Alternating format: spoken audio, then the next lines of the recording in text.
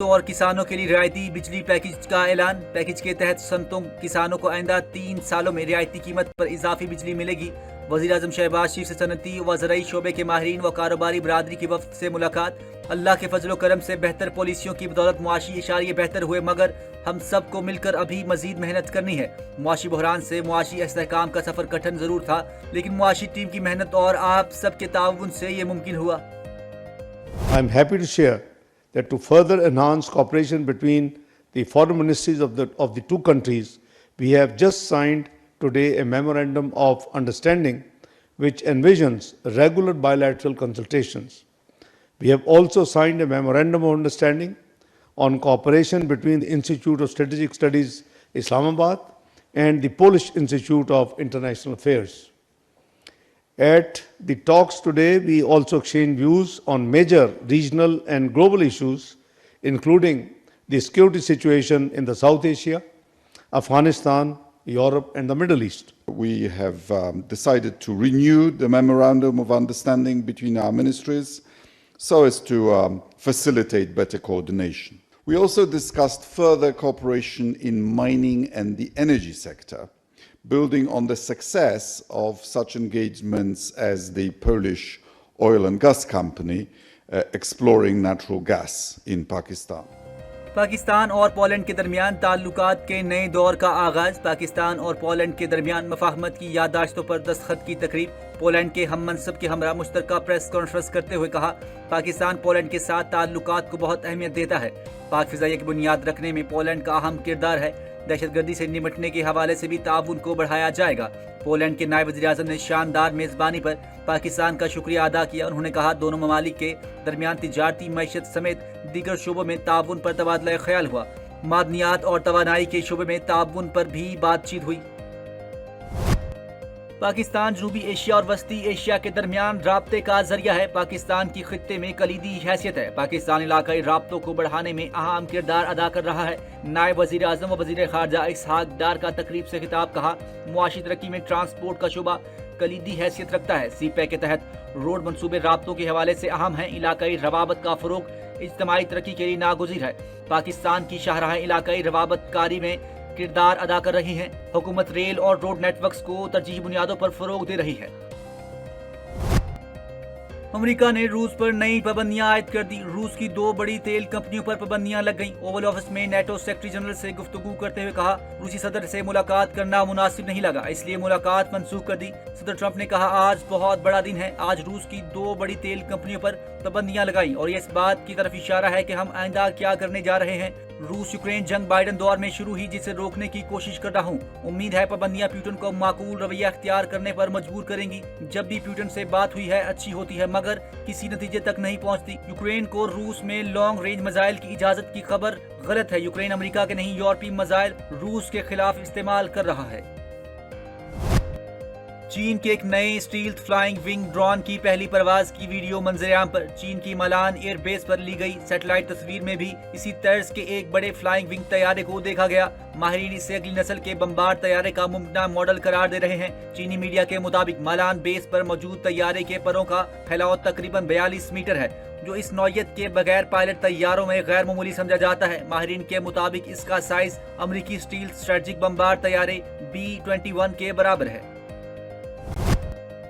پاک افغان جنگ بندی معاہدے کا انحصار افغان طالبان کی سرحد پر دہشت گردی روکنے پر منحصر ہے۔ کابل نو گو ایریا نہیں، جہاں بھی شدت پسند ہو پاکستانی افواج کارروائی کر سکتی ہے۔ وزیر دفاع خواجہ آصف کا انتباہ۔ رائٹرز کو انٹرویو دیتے ہوئے کہا کہ جنگ بندی معاہدہ اس وقت تک ہے جب تک کوئی خلاف ورزی نہ ہو۔ کہا، ہم پر حملے کیے جا رہے تھے، ہم نے انہیں ویسا ہی جواب دیا جیسا وہ کر رہے تھے۔ معاہدے پر مذاکرات کا اگلا دور 25 اکتوبر کو استنبول میں ہوگا۔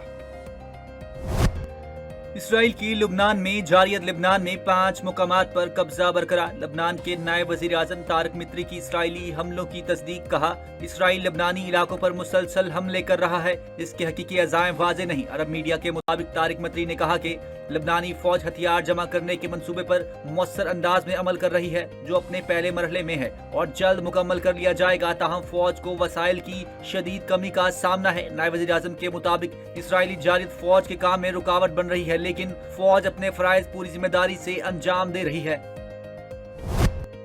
عالمی تنظیموں کے ذریعے غزہ میں امداد پہنچانا اسرائیل کی ذمہ داری ہے۔ عالمی عدالت انصاف کے جج نے اپنا دائرہ اختیار کو تسلیم کرتے ہوئے کہا کہ وہ اس معاملے پر مشاورتی رائے دینے کی مجاز ہے۔ اسرائیل کو UNRWA سمیت تمام امدادی اداروں کے ساتھ تعاون کرنا چاہیے اور امداد کی ترسیل میں کسی قسم کی رکاوٹ نہیں ڈالنی چاہیے۔ ججز نے قرار دیا کہ اسرائیل اپنے اس الزام کو ثابت کرنے میں ناکام رہا کہ UNRWA کے ملازمین بڑی تعداد میں حماس سے منسلک ہیں۔ اسرائیل نے مارچ سے مئی کے دوران غزہ میں امداد روک کر بین الاقوامی قانون کی خلاف ورزی کی۔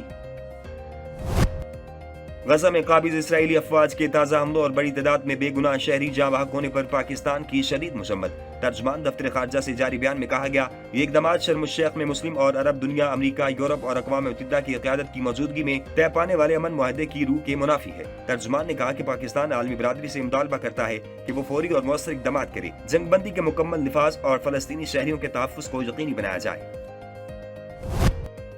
پاکستان نے افغانستان میں خوارج کی موجودگی کے خلاف مؤثر اقدامات کیے۔ آئندہ بھی پاک فوج ہر دشمن کی جارحیت کے خلاف سیسا پلائی دیوار ثابت ہوگی۔ DGISPR lieutenant general Ahmed Sharif Chaudhry نے Ghulam Ishaq Khan institute of engineering sciences and technology Swabi کا دورہ، اساتذہ اور طلباء سے حالیہ پاک افغان سرحدی جھڑپ، سیکیورٹی صورتحال اور سوشل میڈیا کے کردار پر بات چیت۔ کہا، نوجوان قوم کے روشن مستقبل کے ضامن ہیں اور ملکی ترقی خوشحالی میں نوجوان کا کردار کلیدی ہے۔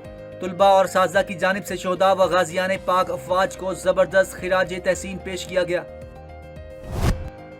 بلوچستان کے علاقے دل بدین میں فتنہ ہندوستان کے خلاف سیکورٹی فورسز کی کامیاب کارروائی، 6 دہشت گرد ہلاک۔ دہشت گرد پہاڑی غار میں پناہ لیے ہوئے تھے جن پر فضائی نگرانی کے ذریعے مسلسل نظر رکھی گئی۔ سیکورٹی ذرائع نے کہا کہ بلوچستان میں دہشت گردی کے خاتمے اور امن و امان کے قیام کے لیے سیکورٹی فورسز کی مؤثر کارروائیاں جاری ہیں۔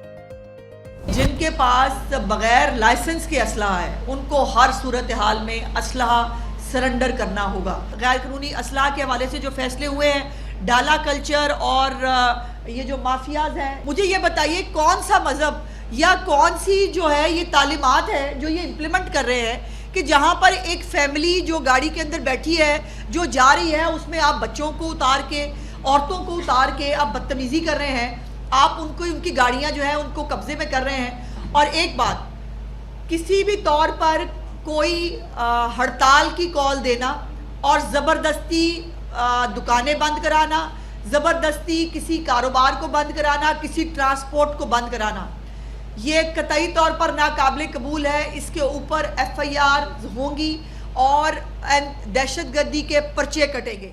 پنجاب میں کسی کو افراتفری شرانگیزی کی اجازت نہیں دیں گے، کاروبار بند کرانے والوں کے خلاف سختی سے نمٹا جائے گا۔